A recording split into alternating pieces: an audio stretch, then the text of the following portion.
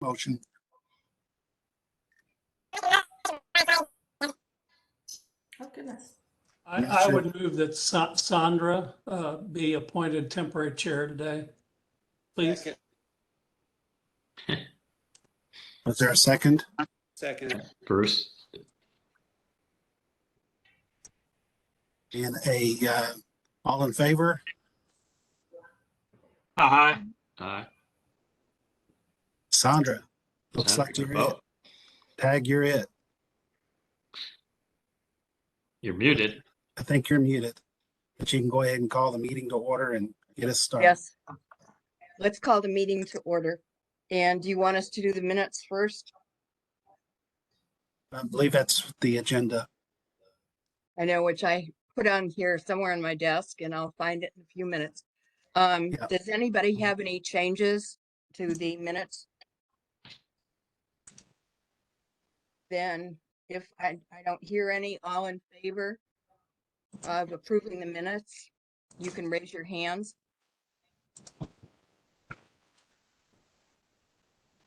It looks like we have approval. Pardon?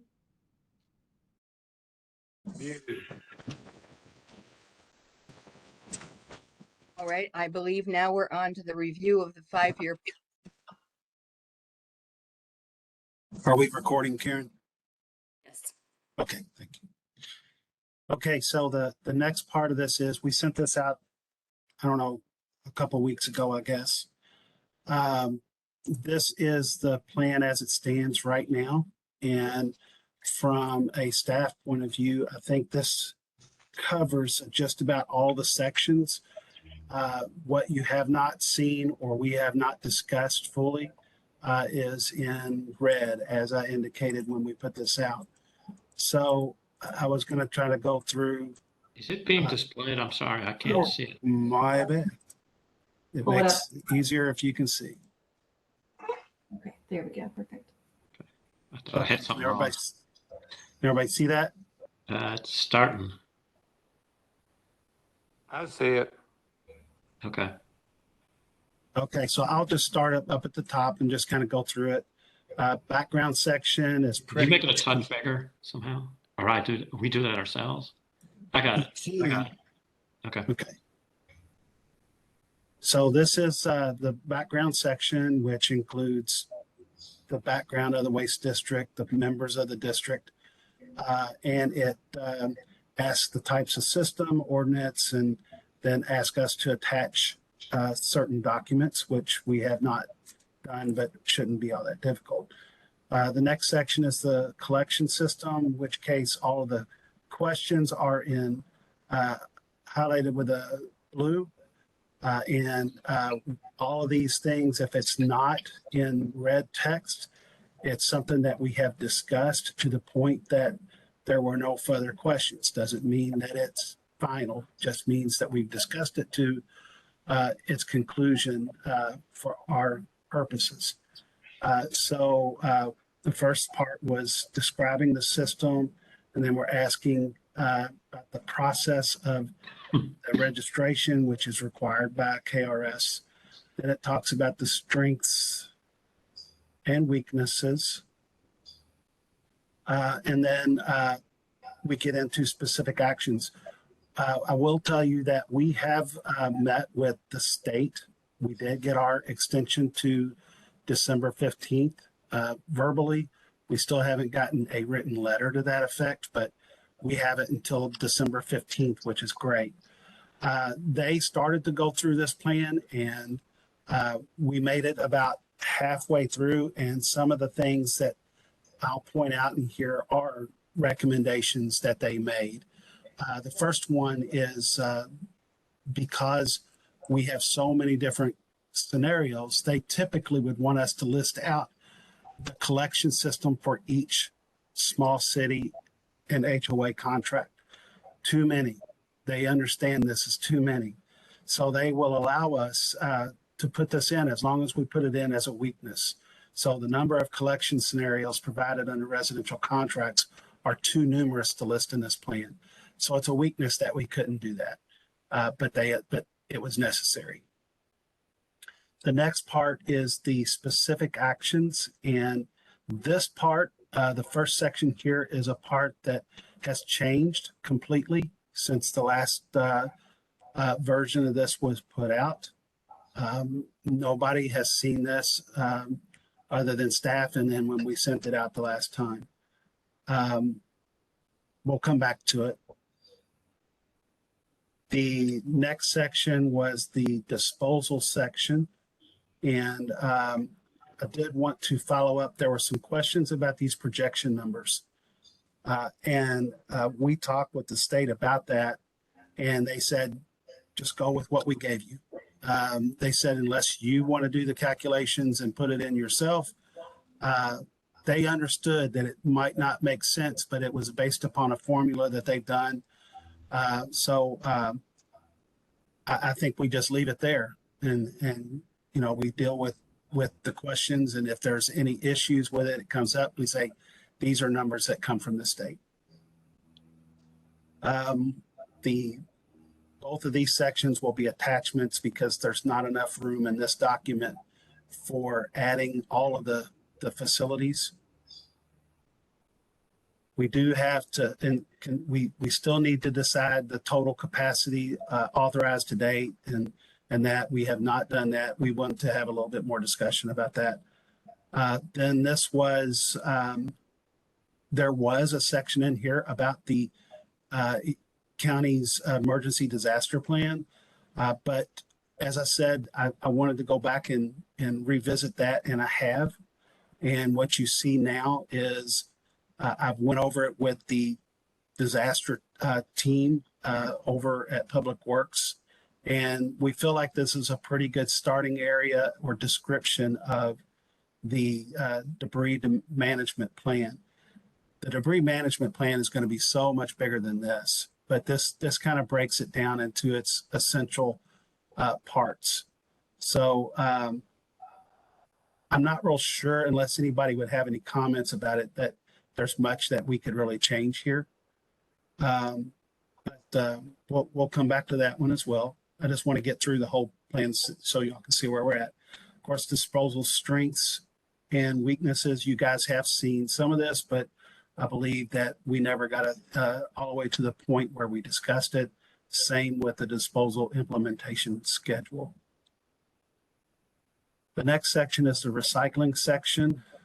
All of the parts that we have been through, again, is not highlighted, and it's in black. Discussed to the point that we didn't have any other questions. This in question 9 describe how used motor oil, batteries, and antifreeze are handled in your solid waste management area.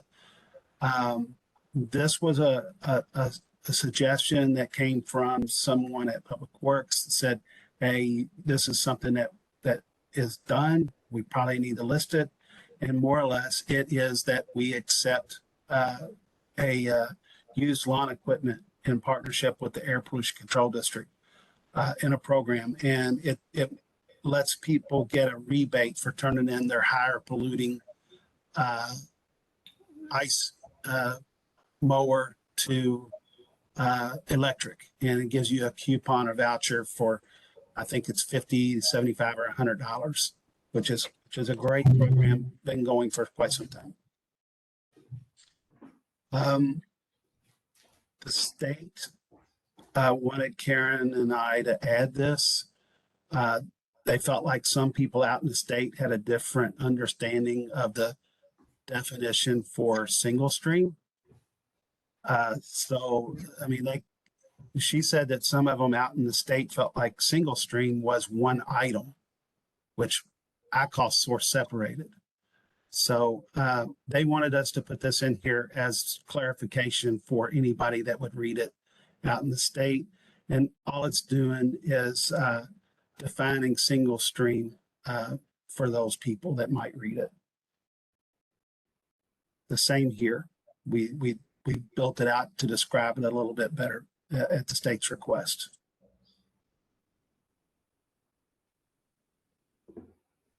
We have added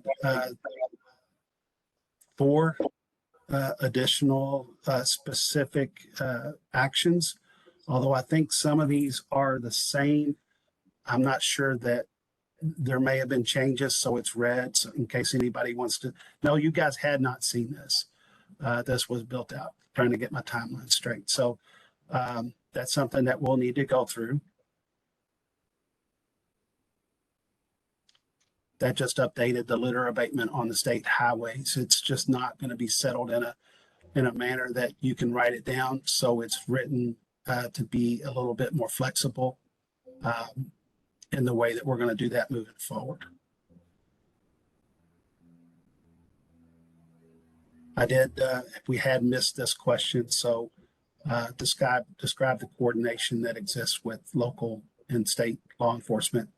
The straight answer here is coordination is limited to assistance for issuing illegal dumping impound citations and information that we get from the Real-Time Crime Center and for towing impounds.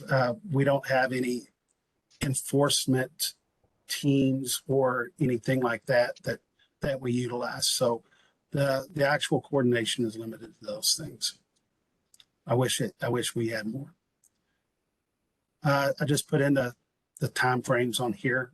We'd already discussed those strengths and weaknesses. Same here for litter. All of the facility siting stuff is almost directly from planning and design, with the exception of a little bit from the waste district and the way that we license. There is really not any room for us to make edits there. It's more of a technical process flow that happens. You guys haven't seen it. That's why I put it in red. But unless there's any questions on it, I really don't see us making any changes there.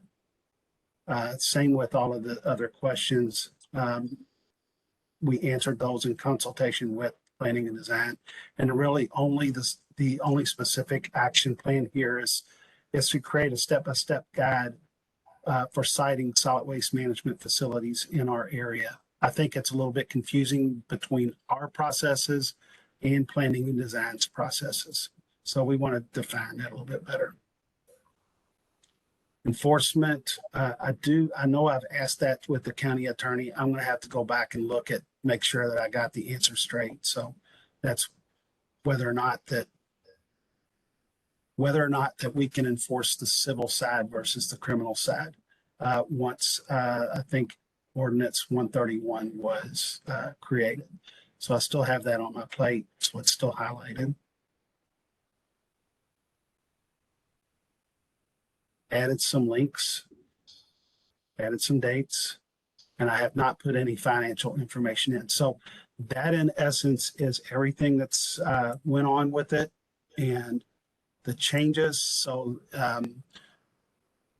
that's the review. So we can go on into the first section to talk about, unless y'all want to talk about this one last. I know this is the one that many people have some concerns about. So do we want to go ahead and discuss this now, or we want to wait till we go through the rest of it that maybe is a little less controversial? I'm not sure if that's the right word, but is there any thoughts on that? I think it'd be best just to go to the other ones first, Pete. I agree with you. Okay. Was there any questions on the disaster or the debris management plan section?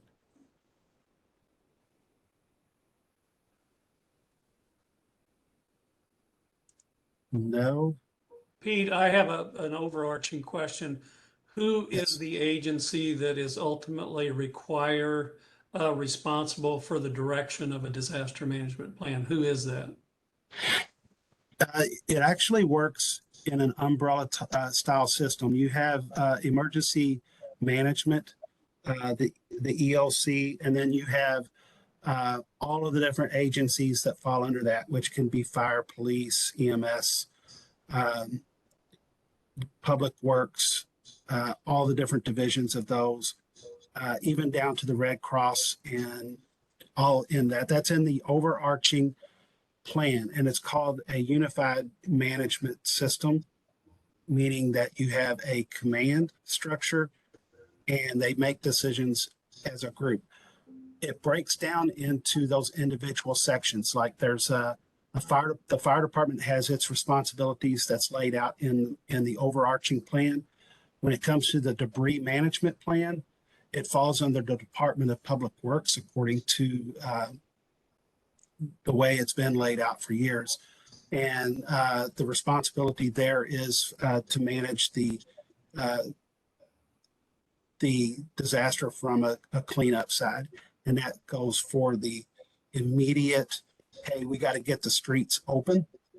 We have to focus our efforts on the main arterials, the arterials that emergency vehicles need to travel to get hospitals open and those things. And then secondarily, it transitions into assessment and major debris removal. And at that point, it may fall under local resources or state, calling in state resources or federal resources. Of course, that's FEMA.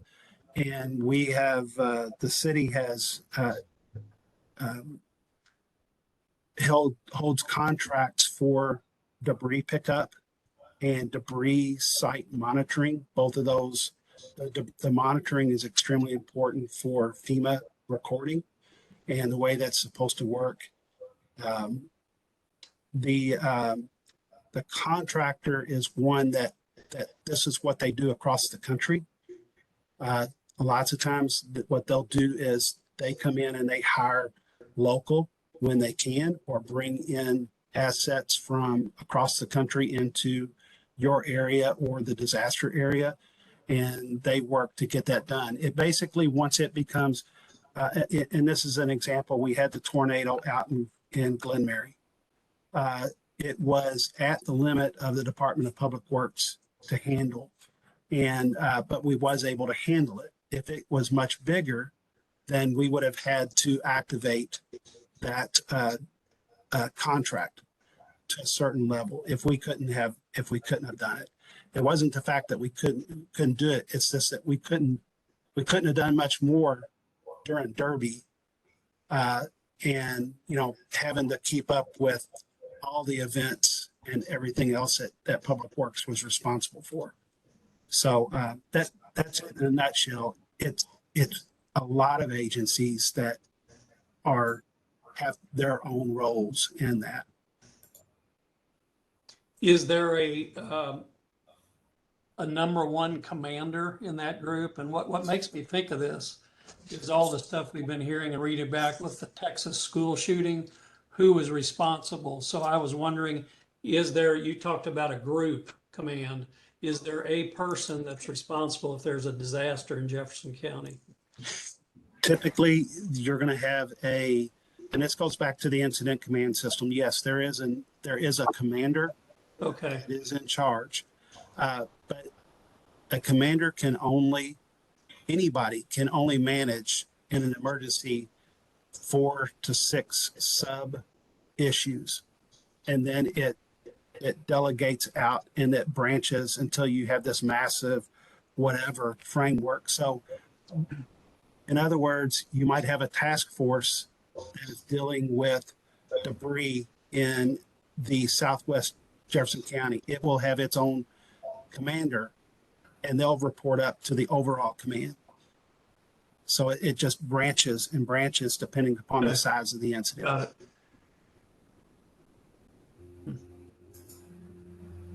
So any other questions related to that?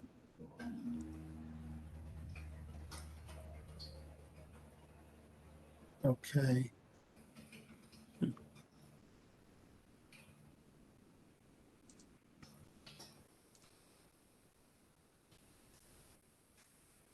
Make sure anything's.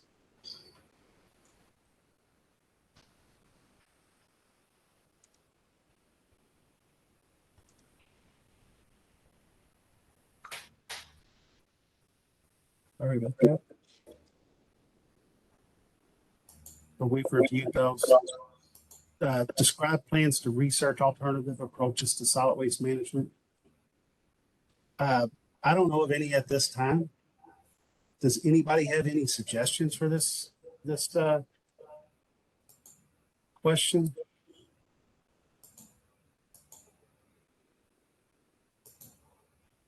You know, I think it's fine to leave it as non-identified at this time. And we can always come back and modify the plan if we think of something. But I think that's probably the right answer for this time. And so I'm going to just go ahead and accept that. Disposal practice strengths. What I have here is the solid waste management area has a privately owned and operated landfill within the county. The facility has authorized capacity that will ensure the county has disposal options for the next 10 years. That's part of our requirement, is to make sure that we have that capacity. The solid waste management area has several solid waste transfer stations where waste is loaded and shipped to other out-of-county and state landfills within the region. These landfills provide additional capacity assurance for waste generated in the county. The solid waste management area has a waste-to-energy facility, which uses waste tires, ensuring an outlet that may reduce waste tire dumps.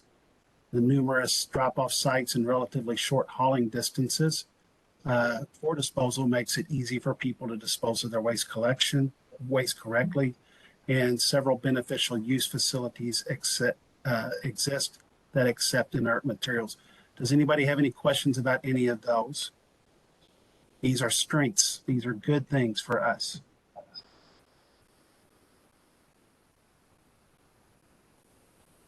Great.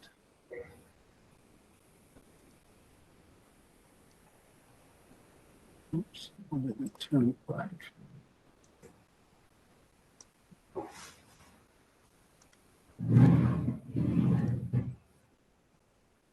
Weaknesses.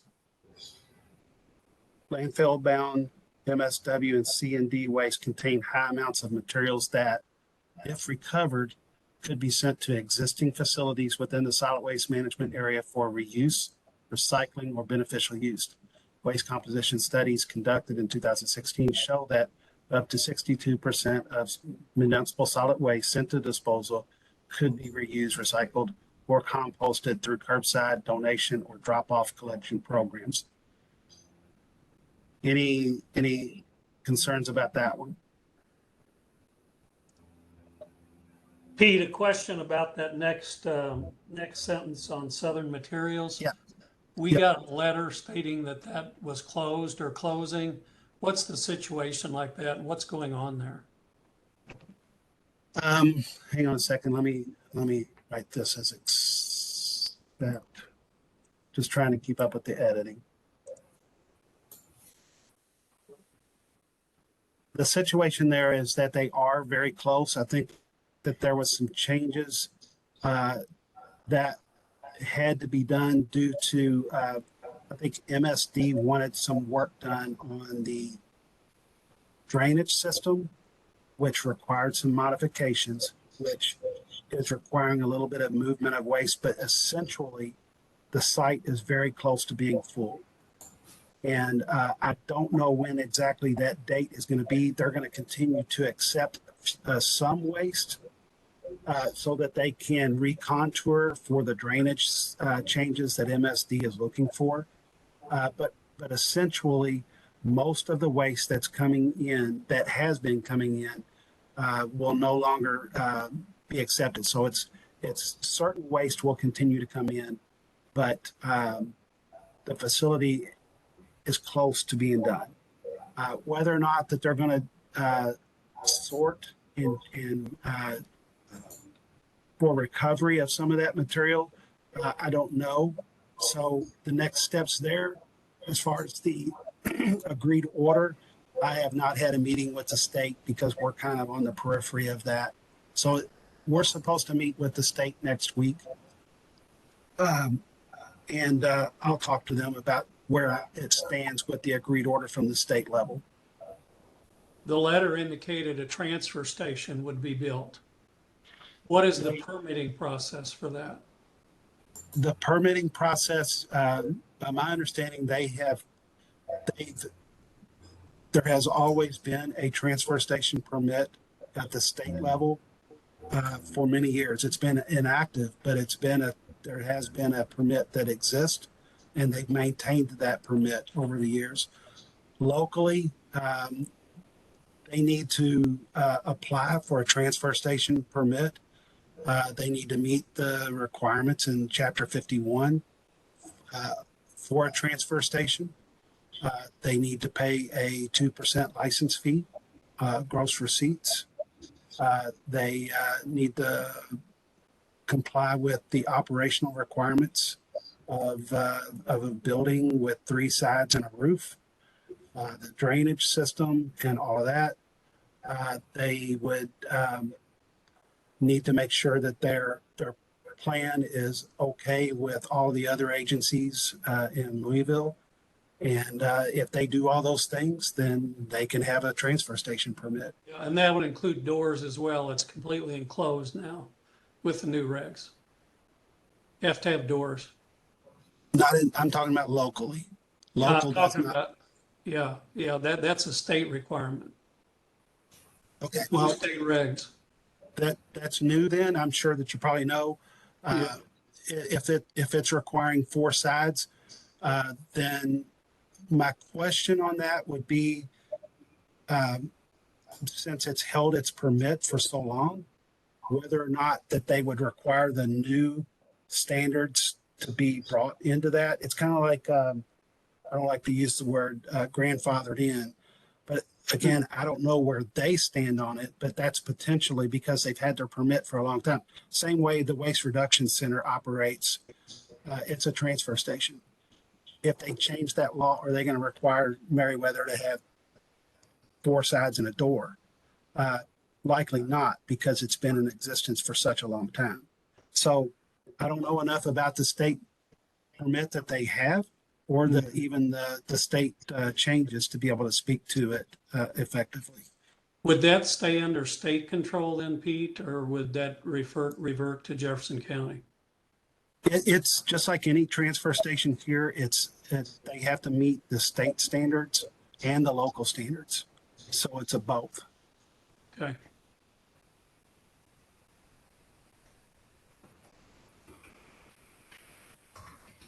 Also, Pete, our 5-year plan and projections, as I understood it, we have a good amount of materials that would be designated for beneficial reuse from that site.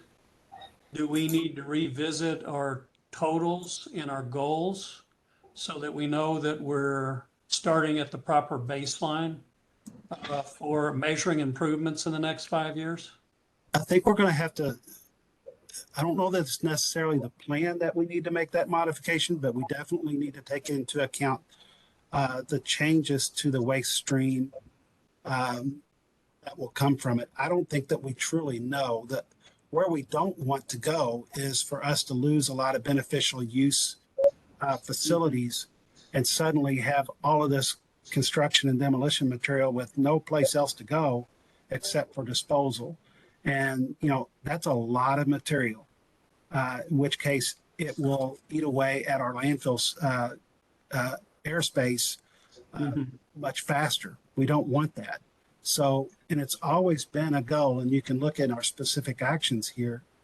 And this is one of the reasons why we need to really push this is to hire a consultant to improve local and regional end use opportunities for gypsum, concrete, and shingles, which makes up a good part of what goes into beneficial use.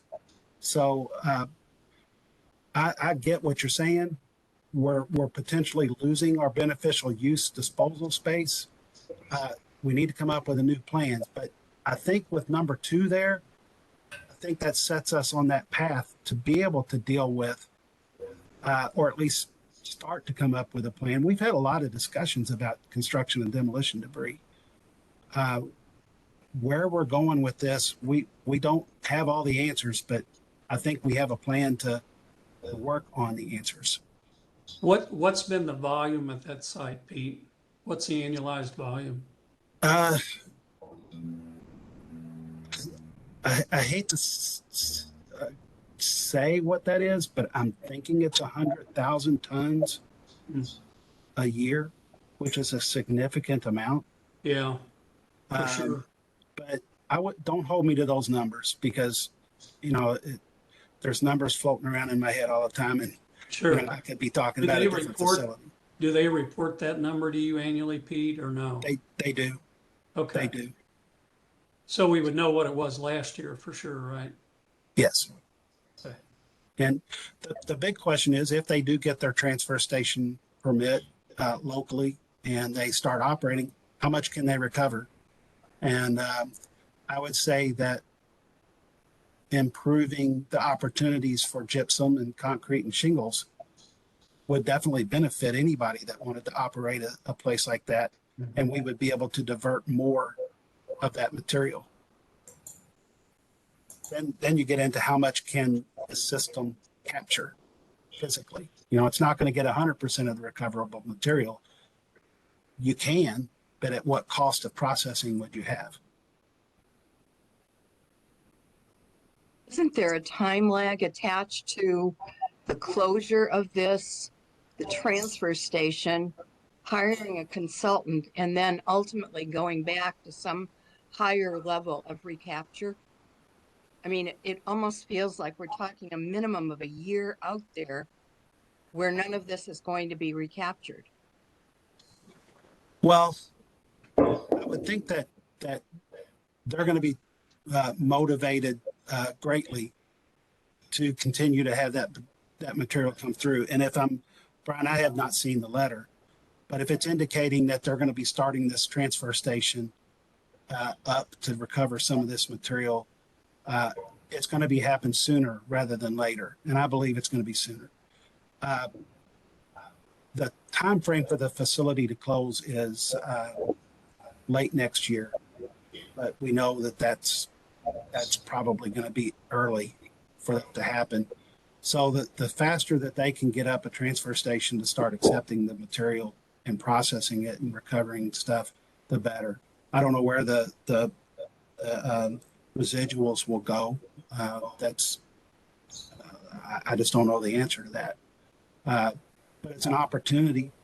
It's an opportunity for anybody that's out there looking at the waste stream, potentially start recovering some of that stuff and starting a business for themselves.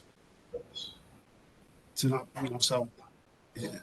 I think, yeah, I would love to have a plan in place right now, but we don't. But there's opportunity there to get it done.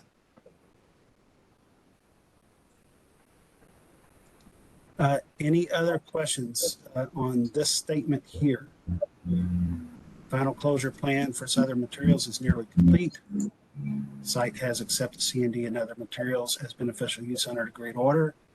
The completion of this project will send much of those materials to the landfill if other beneficial use is not found. I think maybe we update this last part because it's already here. The completion of the project. I don't know. I don't think that we have to update it because I don't know that it's truly happened yet. So if everybody's okay with that, I'm going to mark it as good to go. Oh, it's staying red.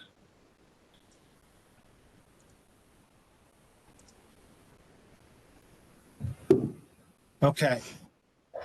Specific actions for disposal. Assist Metro government in updating the debris management plan for disasters for the solid waste management area. This should include reviewing existing ordinances to give Louisville Metro more flexibility for collecting, processing, and disposing of waste during and declared emergencies. And what that is about right there is that Metro ordinances, and we know this, prohibit the landfilling of green waste. And it also does not allow for burning of waste. But in a major disaster, that might be something that has to be considered. And right now, there isn't a mechanism for that to take place. So we're reviewing the ordinance to see if there can be some kind of something put into ordinance that allows that review and for us to waive certain regulations to make it more flexible. And, you know, I'm not sure if it can be adapted to the staffing issues during a pandemic, but you know, that's potentially something because we couldn't make certain allowances during a pandemic because the ordinances didn't allow us to. So we're looking at the potential to make those changes to ordinance. So that's what we're doing. Anybody have any problem with that review and that assistance? Awesome. Hire a consultant to improve local and regional end-use opportunities for gypsum concrete shingles with the end goal of establishing improved conditions for mixed C&D waste recycling. Anybody, I think we've been working on this one for quite some time anyway. Anybody have a problem with that one? Awesome. And we've already decided that we need to negotiate a new community host agreement. That has been approved for us to start to do with the board, but we have not started that process. So I think that that's pretty much concrete already. So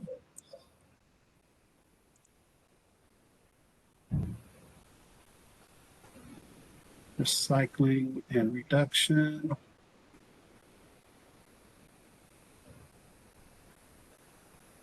This was just to include this about the Air Pollution Control District and our lawn care for clean air. Any issues with that one being included? I think it's just it's really kind of a statement of fact of what we do. Oops. There we go.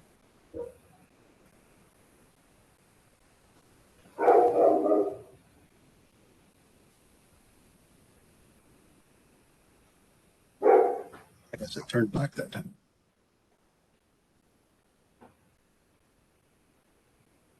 Definition of single stream for the plan. Any issues there?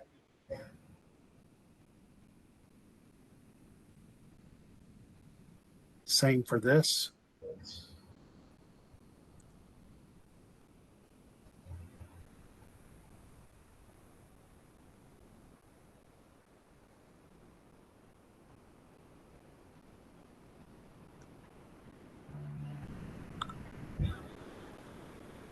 Specific actions under recycling and reduction. We talked about the first two. Third one, again, is really kind of the same one that we just talked about, which was improving regional end-use markets for recovered drywall. So it's kind of like a repeat, but it's repeated in another chapter.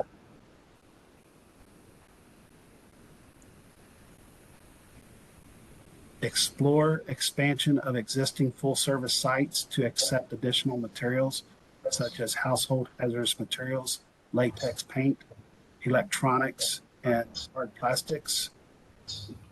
I think that should be a goal. Something that you guys haven't seen, but we need to explore that because listening to people and their conversations during this planning process, I think these items have been mentioned as a concern. So let's put it in the plan to look at being able to expand those things. Anybody agree, disagree? I agree. Awesome. Pete, I have a side question and brought up in the conversation about the expansion piece. Is there any consideration given to car batteries since it's been announced that we're going to be the electric car battery generating state? It seems like that might be an opportunity. Would it make sense for us to explore? I've heard that that's going to be a big opportunity for those who can help dispose of the batteries after, the car's batteries get to so far. Would that be something we might want to consider looking into? It's more on the state level and economic development. I know that that's been on the radar for quite some time, and I think it's more of a regional thing because Ford has made an announcement that they want to, they're going to build electric vehicles. And I think it's Nelson County. I don't know if anybody can tell me, but there is. Yeah, they're going to build. So they're going to build a $6 billion plant down in Glendale. That's in Hardin County, and then they're going to. But they announced shortly after that another $2 billion battery plant in Bowling Green, and I think there's going to be another one announced. There's going to be, the whole country is going to be moving that way, whether we like it or not. And so at some point, the disposal of those batteries is going to be an issue. I'm just wondering if maybe we ought to get a jump on understanding what that looks like and how, and if at all is something we should consider, or if that's even an opportunity. Yeah, I think it's an excellent question and point, but at this point in time, I think from what I know, I'm in an electric car group that I think it's going to be handled. In other words, a citizen is not going to just typically go out and take their battery out like you do with your 12-volt car battery and dump it or try and get rid of it. I think it's going to be handled through the car dealerships and or people, the electric vehicle groups. That's my thought right now. So I think it's something that we should keep on our radar, but I don't think it's anything that's going to be starting to show up in our solid waste stream or anything like that. Let me tell you what I know. And Okay. I do believe that there is, it's announced or going to be announced that there is going to be a battery recycling plant in Kentucky, which is getting ahead and what you're talking about. I think it's like several $1 billion for us to do that, which is a major thing because it'd be good to get out in front of this industry. Developing industry. In talking with the junkyards and salvage yards that we license, it is a concern that they have too at the local level because that's where a lot of this is going to be recovered.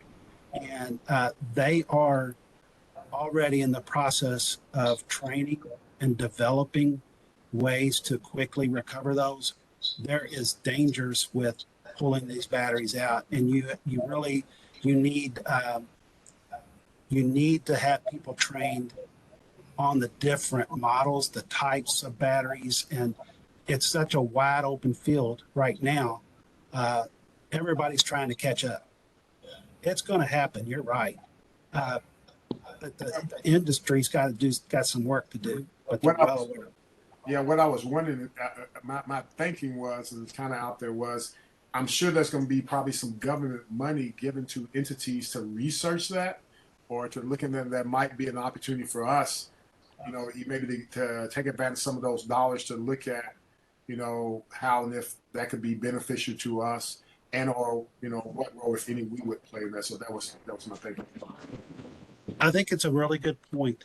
And while we've maxed out our slots here in the recycling section, I think that we can probably add some language in there that would give us a goal of trying to be on top of the ever-changing collection and to include looking at grants to assist local companies understand and be prepared for dealing with these batteries. If I can make a suggestion, it looks like number 3, to hire a consultant, you might just be able to add a comma and explore electric vehicle car battery recycling. That was kind of my thought, just as if that was also added possibly. Yeah.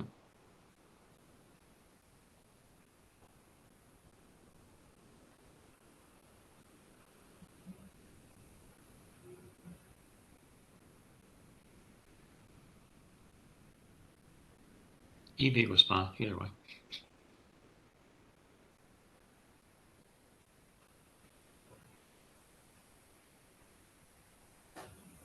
Looks good.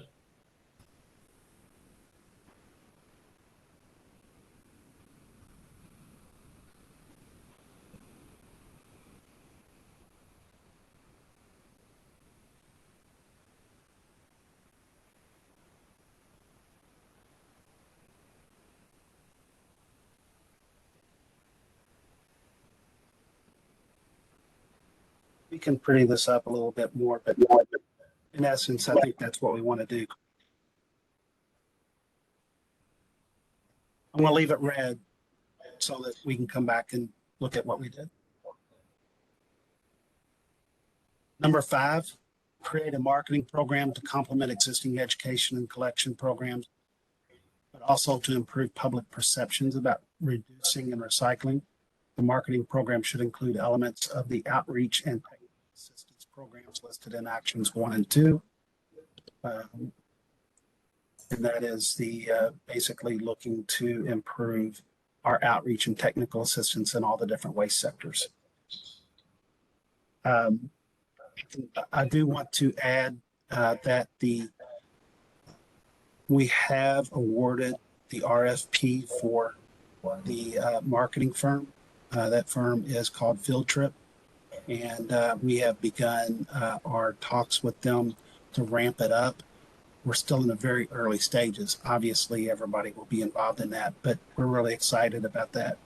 And that would fall under this number 5. So we're well on our way to starting this one anyway. Anybody have any concerns?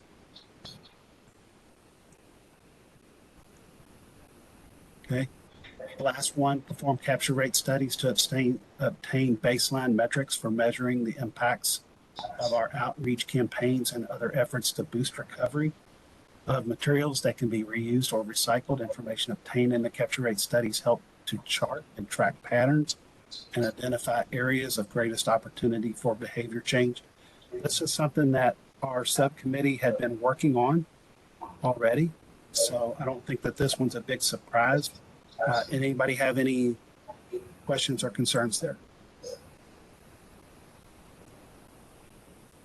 Oops.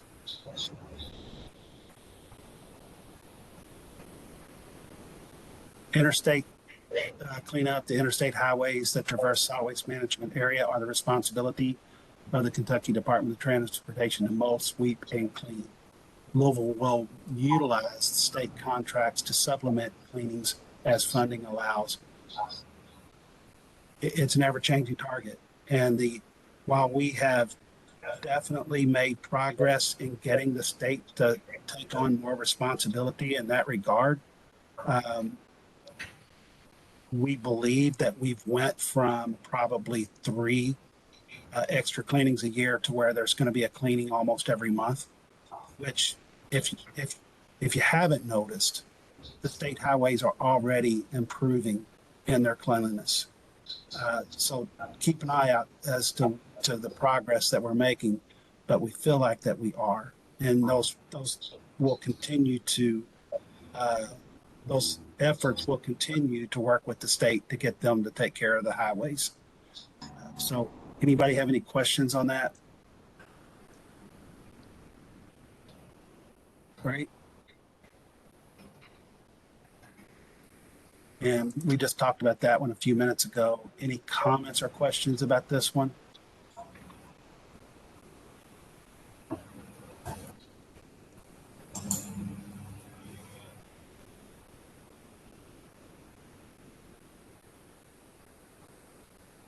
Facility siting, we talked just a little bit about that. I'm not sure, does anybody have any questions? This is a large chapter, and it's an important chapter, but it's more or less laid out in the land development code how this is supposed to work.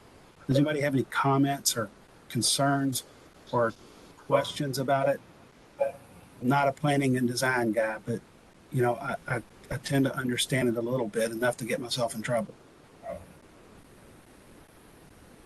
No questions or concerns about it? Great.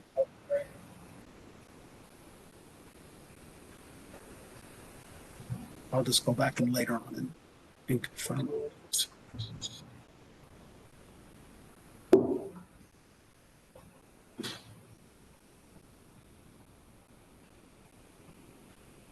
Links. I don't think anybody has any problem with links in the financials.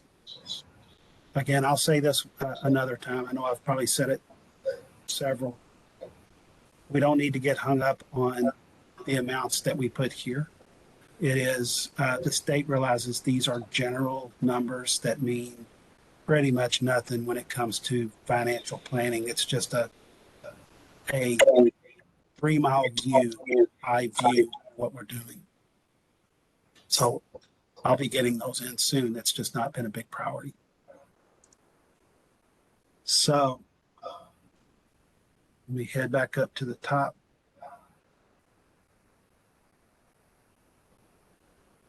I have to.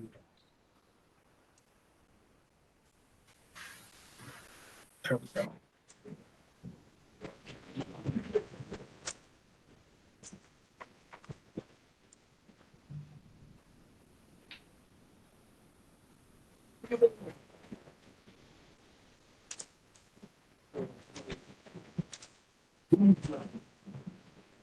So here we are. We're back to the top. It seems like pretty much everything else in the plan has been reviewed and discussed.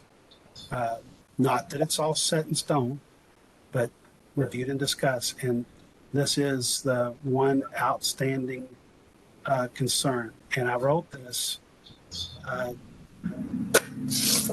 with the goal of not doing anything other than trying to create a set of facts that can help us make decisions in the future.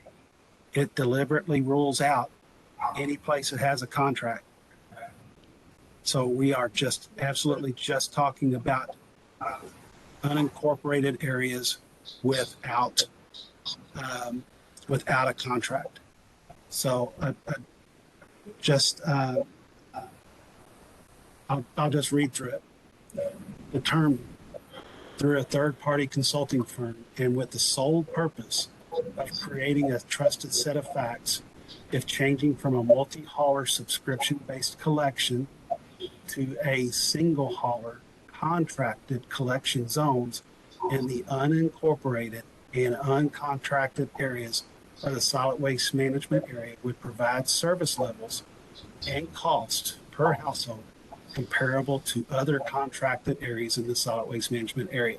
Long sentence, but that is in essence is what we're looking to do.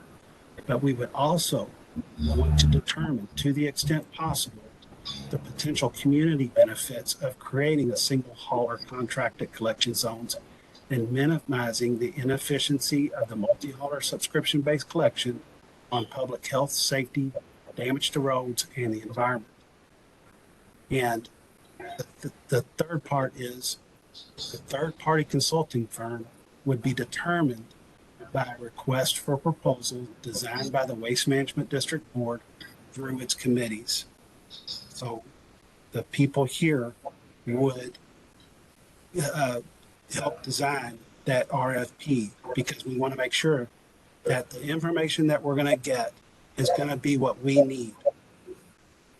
And then the fourth part is the third party consulting firm should consider existing service levels and cost per household at the zip code level and the overall system inefficiencies.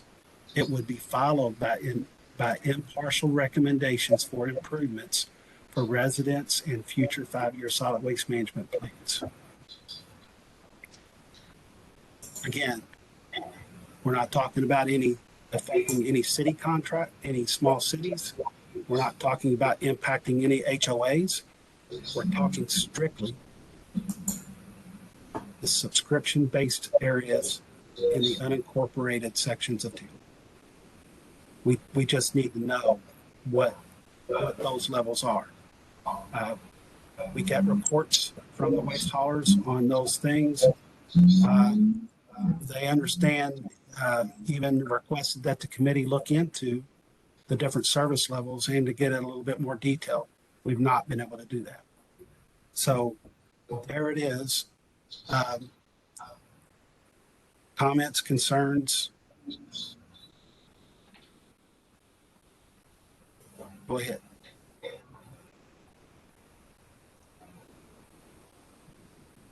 I think you're muted, Brian. Sorry, I was. Thank you, Pete. What's the focus on the zip code about? Why zip code? The reason for the zip codes is because you can relate it to household density. Whereas if you kept it where it was not that granular, you can't tell exactly why service levels would and cost would be the way that they are. Obviously, a zip code in the middle of Pleasure Ridge Park is going to be different than a zip code that's out in the outskirts where it's primarily rural. So I think that you have to have the zip code level so that you can understand what that household density has on the services and the cost of delivering them.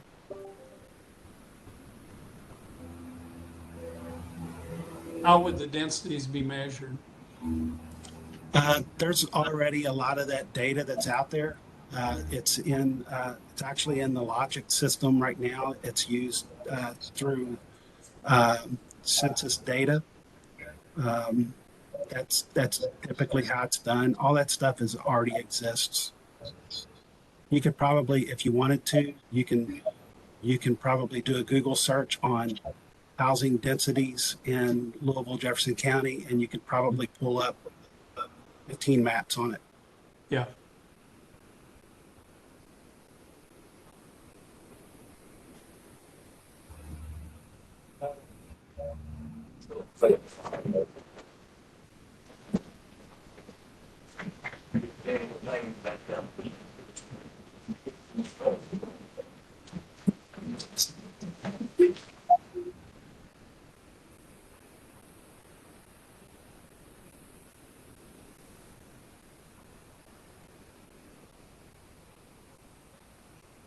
Any other questions?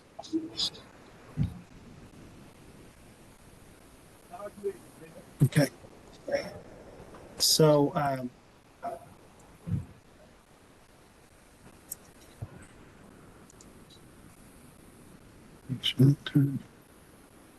so as it stands right now, we have almost completely discussed every section of this plan. We have some of the frequencies, months, and times. I didn't get into those. You guys can take a look at those and let me know if they don't make sense. And I will say this, that the state does not necessarily hold you to those timelines. They're general guidelines. I've tried to set them to where I thought that the more difficult things that take to ramp up and, try not to put everything on the same date because we know that we can't do 10 things at once there. So if you guys want to take a look at those, please do send me comments. The total capacity authorized to date, the amount disposed in landfills to date, and the remaining authorized capacity.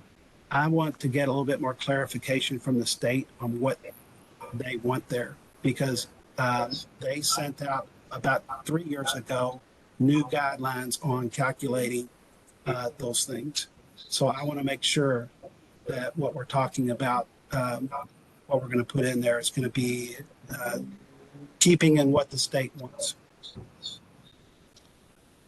So we are at the point now where we're ready to start to make the next step. And that is for the full advisory committee to have a look at this, to have their comment on this, to vote on it, to give pros and cons if need be where there's disagreement. And from there, it would be a document that goes to the 109 board. And the board we would discuss it with the board, probably at a retreat level so that we have time to really kind of get into it. And then we would, from that point, we would want to put this out to public comment. And what that does is we have to put this in the newspaper. It has to be in a column width of 2 inches. The typeset has to be so tall. It has to have all the wording in it. And if you don't get it right, that will make you redo the whole thing. So they give you a template for that, and we'll follow it. People will be able to write in their comments to us, the board, of what they believe is good, what they believe is bad, what they would like to see changed. At the end of the 30 days, we have a public hearing that allows people to come and give their input directly and talk with the board. So that at the end of that, we've got everybody that's had their say from the public, from everywhere. And then the board makes a decision if it's going to keep it as it's written or make changes. If there's suggested changes, we contact the state, we ask them, if we make these changes, do we have to go out to public comment again? And they will tell us yes or no. If they don't, then the board will adopt this plan through resolution. And the plan will be sent to the state for their approval to make sure that we have met our requirements as a local planning agency for solid waste, and that we're doing everything that we need to do according to state law. And then we have a plan. Pretty simple. So, anybody have any questions about the process? Awesome. It's not the final version, and people have all the opportunity to continue to make changes up to the point that the board is kind of like, all right, we're ready to send it out to public comment. So with that, is there any other questions or concerns? I'm just going to throw out, am I muted? No. No, you're good. Okay, I have a little bit of concern with the bulky waste pickup. I know there's all the issues that are mentioned with it, and there's problems, and all the people that come in and dump otherwise. But I have a couple of issues. I know a lot of people that like the system the way it is, and it has two benefits that I think will go away.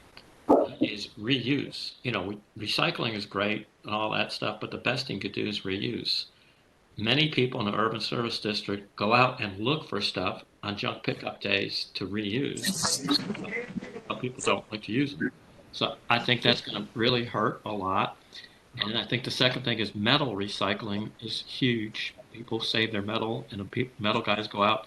So I think this could possibly affect our metal recycling facilities, because I think a lot of that stuff is just going to go to the dump now. And I'd like to see that more thought out and addressed. Or am I reading it wrong? Well, these are both things that we've heard, Greg, and the way that we're going to handle this is obviously anything that we have is going to recommend reuse first. And that includes telling people how to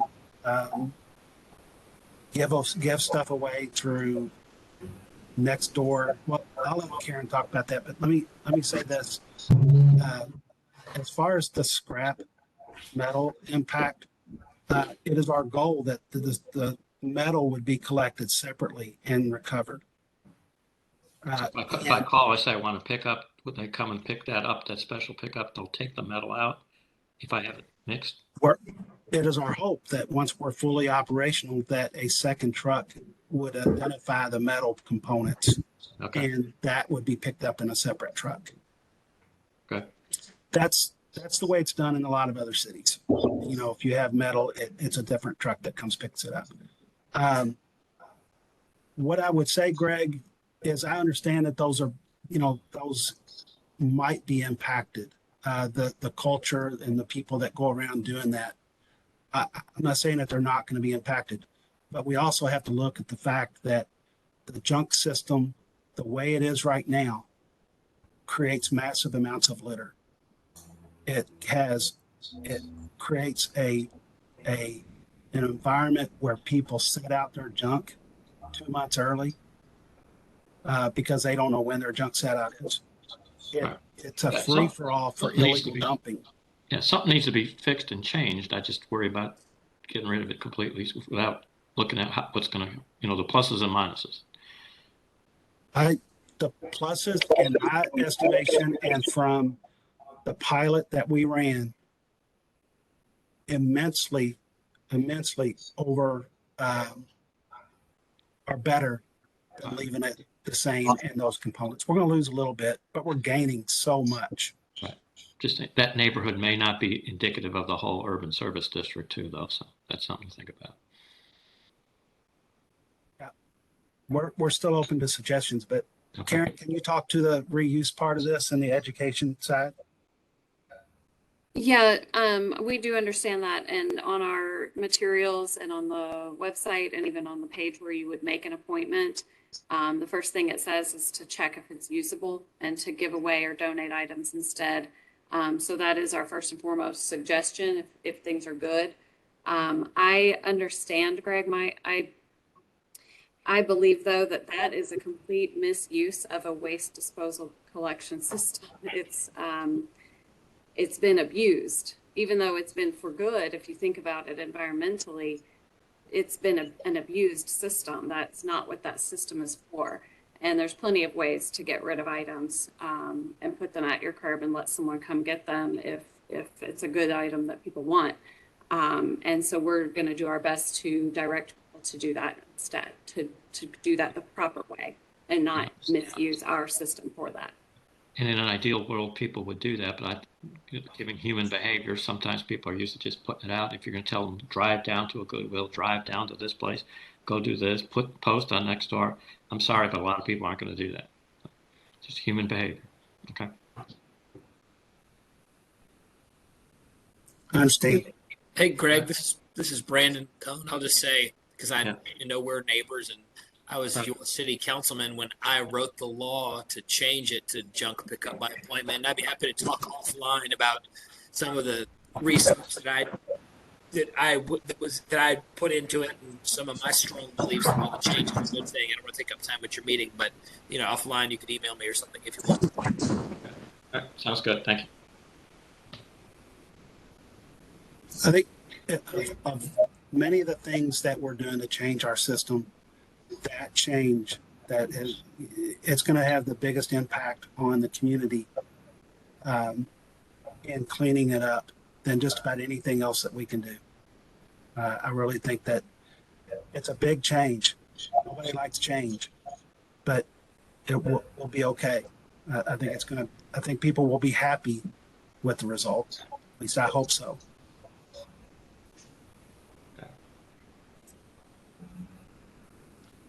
All right. Well, with all that said, one last opportunity? Guys, thank you for all of your work on this. I know we've had ups and downs and we're still not all the way through, but I think that in all honesty, this is a really good plan and maybe one of the best ones that we've ever done. So anyway, you guys have a good rest of your day. And if there's any questions or concerns that you want to address to me offline, feel free to do so. And we'll take it from there. Thank you, guys. Is there anybody who wants to be heard on matters pertaining to our agenda? Hearing no one, the advisory committee meeting is September 21st. The 109 board meeting is September 28th. I'll entertain a motion to adjourn. I'll make a motion. Thank you, Kim. Is there a second? Second, Greg. Greg is the second. All in favor, raise your hand. Thank you very much. Thanks, Sandra. Thank you, guys. Have a good rest of your day. Good chair job. Thank you.